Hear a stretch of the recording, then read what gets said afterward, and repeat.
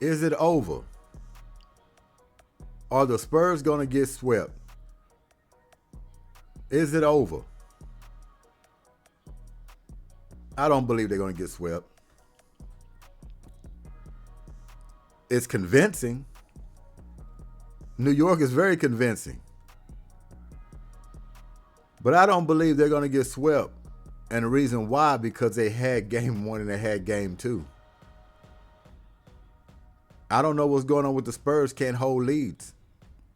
Double-digit leads in game one and game two and gave them up.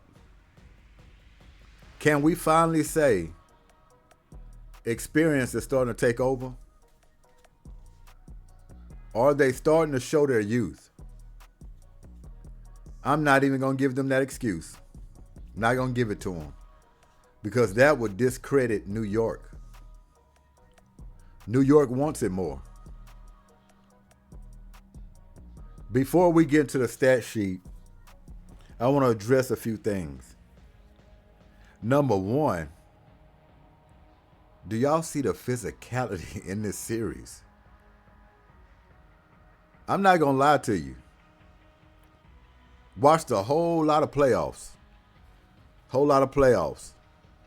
physicality in a 7-game series. In this finals, we can go all through the playoffs, but in the finals, there's no airspace on the floor for none of these players. They're bumping them, they're grabbing them, slapping down on the wrist, the forearm.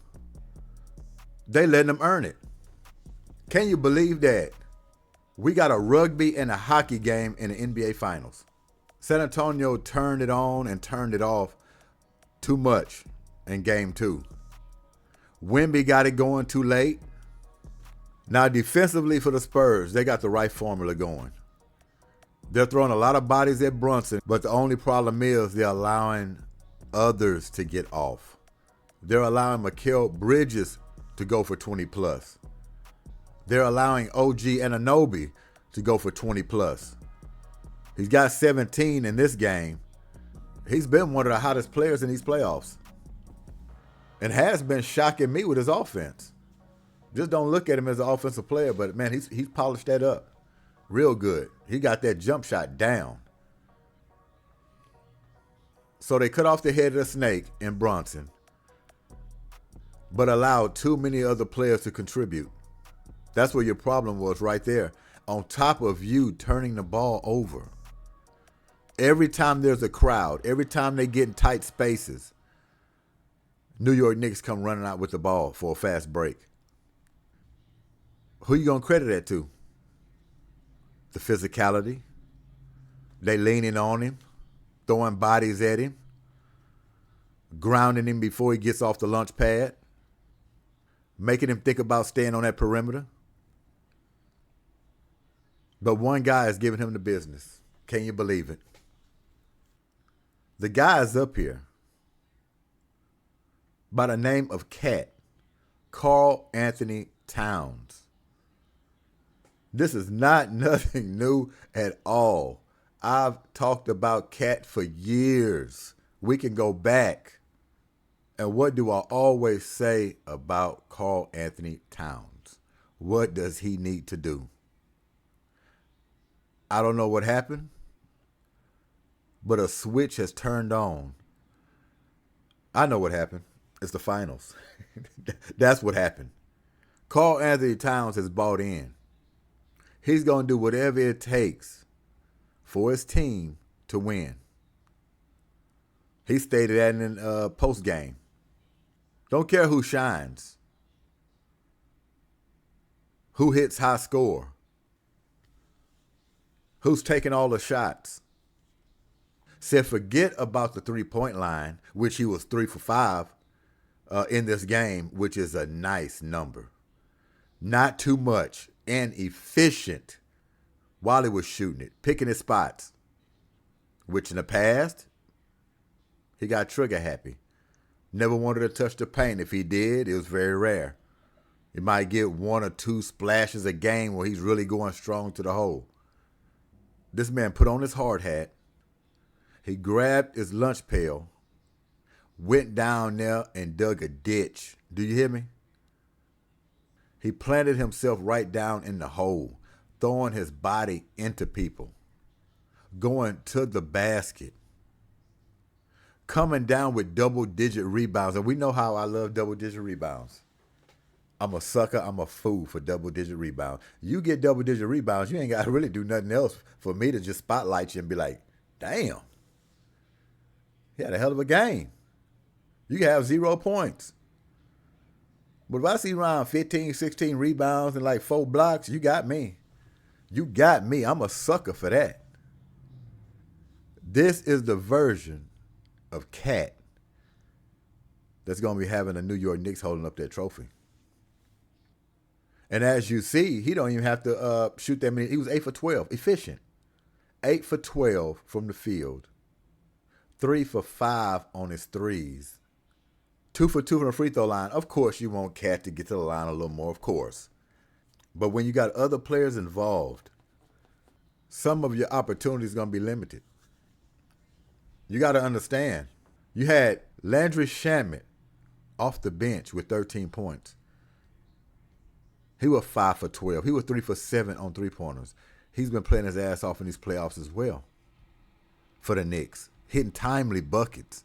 That's another thing. When you're allowing Shamet to go off, Mikal Bridges coming in pretty much in every game of the series, even last series, producing, coming up big. Josh Hart had a bad game, but what did he do last game? Threes. No points, 0 for 4 in this one. But it's a new hero almost every time, or the same heroes. But the main point is they're helping out Jalen Charles Brunson. All he got to do is start this game with his 6-shooter. And if he ends the game with 1 in the chamber, he done well. He done well. If he can keep 1 in the chamber, with these guys running around making plays, coming up big, if he needs to let that last bullet go at the end of a ball game or when it's tight with 30-something seconds left, as you saw, he'll squeeze it through the barrel. Squeeze it through the barrel. All he needs is a little help. That's it. All he needs is a little help. And I'm going to tell you, San Antonio's not going to win this series. Newsflash. Is that a shocker to everybody that San Antonio will not win this series now? That don't mean they're going to get swept. I don't believe they're going to get swept. I give them 1. They get 1 game. They're not going to get swept, but they're going to get 1 game. I don't know if that's going to happen in game 3. I don't know 4, what. And like I said, the reason why they're not going to get swept, San Antonio had both of these games. It's crazy as it sounds. They had both of these games. Doesn't mean nothing when you're sitting 0-2. But what that tells me about these Knicks, through the playoffs and this series and the finals, you can knock them down. You can drag them down in a ditch. Cover them up in mud. One thing for sure, they're built. They're built for it tough, these New York Knicks. It don't matter what happens to them. They're coming out of it. San Antonio had 2 leads in both of these games in the series. And these New York Knicks every time come and catwalk them down. The frustration is on San Antonio's side. You see the emotion through Wemby. A lot of these players, Knicks are steady. Even when they're down 14, Knicks are steady. That last shot, terrible play call. And I know Mitch. You want to give it to your superstar. And now that how we finding out how emotional he really is, you wanted to give him an opportunity. You knew he came out of the gate real slow.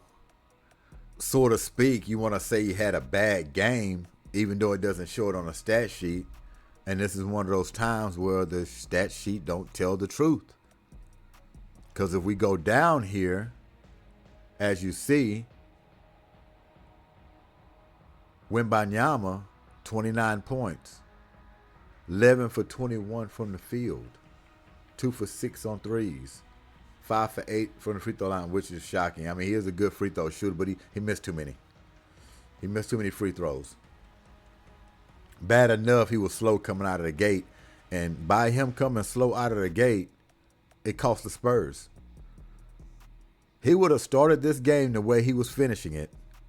Spurs will have this series tied, in my opinion. And it might be obvious. If he came out blazing, very aggressive, wanting the ball, setting the tone like we always say, could have been different results. But he's sitting back trying to fill out the game. I don't know. This is the finals. You want to blame it on youth? I'm not, because it's the finals. And he gets a lot of accolades anyway, right? They building him up to be the face of the league. He's going to have to toughen it out. Not going to get no excuses. Because that point is obvious. That point is obvious. But now, to me, it's mental with Victor Wembanyama, because you're starting to see him have a good game, then a subpar game, then a good game, then a bad game. And it might have a lot to do, like a lot of people are saying, I mean, big body, 7'4". Just run him. Get him tired. Put some wear and tear on him. Lean on him. Beat him. Get him in a rat race. That's a lot of bones being drug around that court. Will Madison Square Garden be too much for these Spurs? Will the excitement, the circus, event, which it will be? Man, another thing. Are the Knicks fans the best in the league? I just witnessed this playoff run. Is there any team, other team in the league, that supports their team on the road the way the Knicks fans do? Is there any? If it is, I haven't witnessed it. But I'll tell you what about these Knicks fans. They're insane. They are traveling and taking over other arenas on the road. It's amazing to see. Unbelievable. But this is a real thing. The New York Knicks fans are the best fans in the league. Whether they're crazy, insane, or not. When you can drown out other arenas on the road and you coming deep, traveling, when you can hear MVP loud and clear, you can hear the whole crowd roar off of the Knicks hitting threes and scoring on the road, that's a serious situation. That's a serious situation.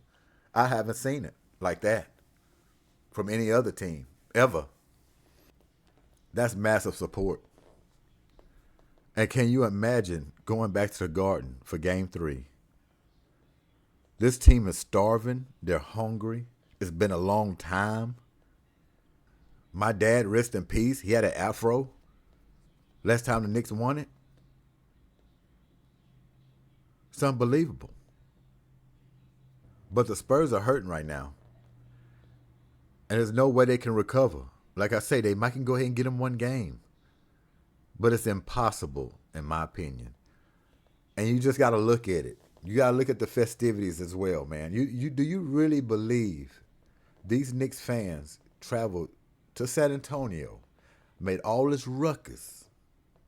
The circus has already started. Celebrations have already started for these Knicks. Do you believe the Knicks are going to turn and let this thing go now?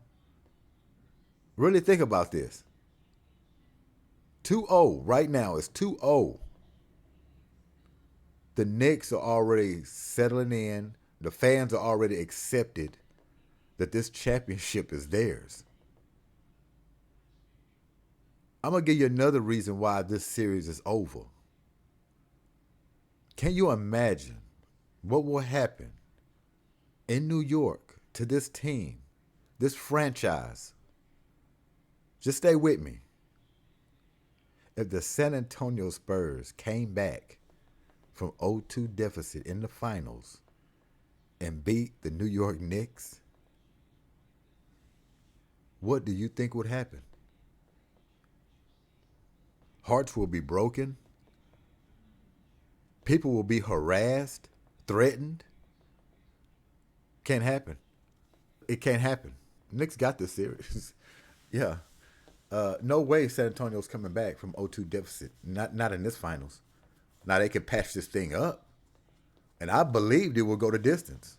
I'm not going to lie to you. I didn't pick a winner, which is crazy on my part. Usually I would say, well, obviously I was rooting for San Antonio, kind of, sort of. We went over that already. It'd be nice to see, Texas team win it, right? I didn't just say I believe San Antonio going to win it. I believe New York going to win it. I didn't say any of that. And the reason I think I didn't, because I'm looking at two teams that are solid. I just want them to battle it out, like what's happening. A true battle, a grind. They're beating each other up. Refs are letting them play. Let the best team win. But what I've seen from these Knicks, take a hit, get knocked down, get drugged, and continue to fight till they wear you down and they finally overthrow you, it's something to watch. It's something to watch. But yes, Wemby has a lot of work to do. Cat is winning this matchup. Who would have thought? Karl Anthony Towns, the guy we kept getting on to for staying out there on the three-point line just shooting shots throughout the season, finally decided, you know what? They need a different role from me. Really a role he should have been in his whole career. But for some reason, he wants to continue to prove he can shoot. But I've always known if Cat just put his rear end down there on that block, there's not many people who can stop him. Especially the way he goes to the basket. Karl Anthony Towns is not really going to do too many fadeaways on you when he got his back to the basket. What I've known about Cat, as we look at him in Wembanyama's face, letting him know, I'm here all night. It's not a cakewalk. And yeah, I'm coming for your lunch, young fella. I'm coming for your lunch. But the things I've noticed about Cat when he, it's not often, but when he is down there on that block, when he decides he wants to go down there, he goes with force. And I don't want to say he kind of reminds me of Karl Malone when he's going to that rim, but he kind of does. Sometimes he got that knee out. Upper body going strong to the basket. Taking you for the ride.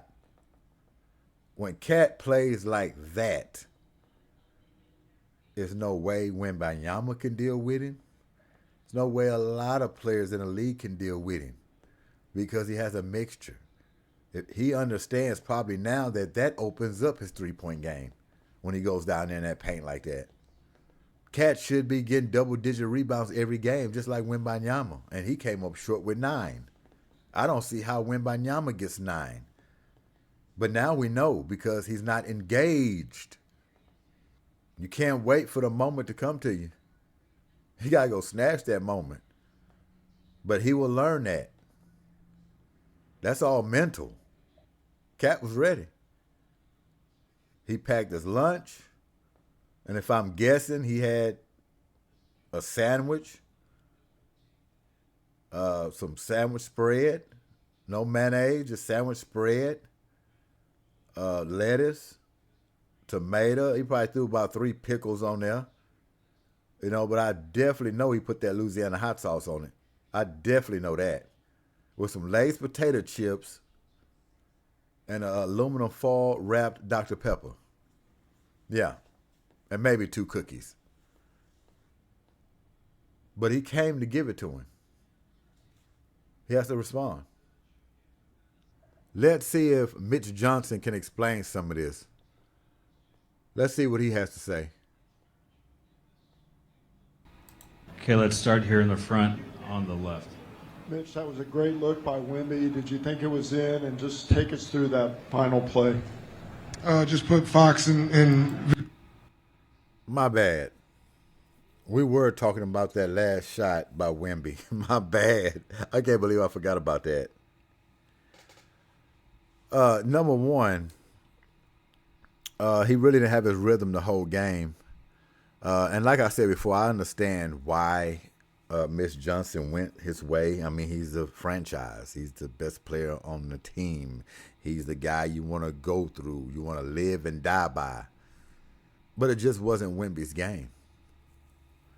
And if you're going to go to him or draw something up for him to take the last shot, tell him to put pressure on the rim. Now, I know the refs allowed them to play. I understand clock winding down, more than likely they're not going to call any fouls. But I'm sorry, I got to take my chances. I got to put the pressure on the rim. It's too much time on the clock just to swing it over to a guy and just say shoot, and not even a three, which you don't need a three, but just a two-pointer deep like that, just to shoot it. And if he makes it, you win. If he doesn't, you lose. In the finals, regular season, that might have been fine. But in the finals, that's what makes that a bad, bad play call. Not only that, you had your guy De'Aaron Fox, who was already rolling. I'd rather seen his floater.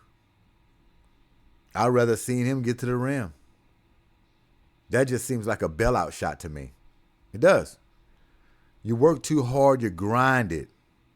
Grinded through this whole game. Battered and bruised, y'all tugging and pulling. Bumping each other, getting in little scrums. To go down to just say, shoot a long two. Wemby should have put his head down, went strong to the basket, put it on the refs. He's so-called an upcoming superstar. Who knows? They might have gave him the whistle. Might have gave it to him. But to shoot that shot at that time, in this series, knowing you're already down, I wouldn't be willing to rely on that. Is Mitch getting out-coached? That's a question. Is Mitch getting out-coached? Victor in a pick and roll there. Fox made a good pass to him, and he caught it with some space. Took a good shot. Other questions for Coach? He'll live with that, too. He don't want nobody questioning that shot. It was a good shot. Yeah, you think it was a good shot. Front row here, in the middle. Coach, what did you see from your team when you made that 14-0 run to tie things up in the fourth quarter there? Anything that you can carry into games 3 and 4? Yeah, I mean, we showed tremendous desperation, urgency, and competitive response. Hopefully we can try to bottle that up where we don't have to be down that many points to try to play with that same level of those aspects. Third row on the right. Mitch, was there a point late in the fourth quarter when Steph was unavailable? How is his injury, or was he injured at all? Right when he went out, I'm not sure. I know when I checked on him with the training staff, he was available. So I don't believe he was not, but I didn't check immediately after. Fourth row on the right. Coach, the team had a crazy comeback, but before it seemed like physically it was hard for the team. Did you see it? Did you see the players tired? What was the main issues before the comeback? I'm sorry, what was the main issues for the comeback? Before the comeback, before that explained that you were down 14 and you had to come back to make. We just weren't playing good enough. We weren't consistent enough in our execution. A lot of phases of the game. I thought, a little bit more detail, I guess, but felt like we chased the game a little bit. They made some really tough shots at the end of the shot clock, and I thought that affected our approach at times and took away from just trying to play our brand of basketball. First row. Seems like that was very key what he just said. He said he felt like they chased the game. That's exactly what they did and what it looked like. It just seems like they were a step behind the Knicks. When the Knicks were down, and even when they were starting to storm and come back to tie the game and take the lead from the Spurs, it just seems like they were just pedaling. Whatever the Knicks were doing, they were just a second late on whatever was happening. It was more so of them just reacting to the Knicks and what they were doing. If they drive to the hole, he's driving to the hole. Let's get over there. If they swung the pass a couple of times around the horn, who's got the corner? If Brunson started manipulating the defense, let's blitz him, but who got the backside? Every time they crowded Brunson, the Knicks looked like they knew exactly what they wanted to do coming off of that, because they had some beautiful swings coming out of that double team and them traps. They had a couple of back-to-back double, triple pass sequences. Well, they just found a guy wide open in the corner for three, just moving the ball. It was beautiful to watch. Can you credit Mike Brown for that? You got to credit Mike Brown for everything this team is doing. Through 2 games, Karl Anthony Towns has gotten anything he's wanted. What are the challenges of guarding him when he can burn you from 3 or down low? And do you see specifically just his size being an advantage for them? I think he's made some shots, and he's a really good player. I don't think he's gotten everything he's wanted. I think he's played 2 good games. We still got to make it tougher on him. We've had some coverage breakdowns, and just keep trying to make great players work for everything they get. First row on the right, Tom. Tough. Are you calling Karl Anthony Towns great? He's played well, but that's a stretch. And then you're going to say he hasn't gotten everything he wanted. He just played well in 2 games. Well, I would say that's everything he wanted. Until you're able to stop that, yeah, he's having his way. Come on, Mitch. Game for Steph offensively. What would you like to see him do better, or what do you think he's doing wrong?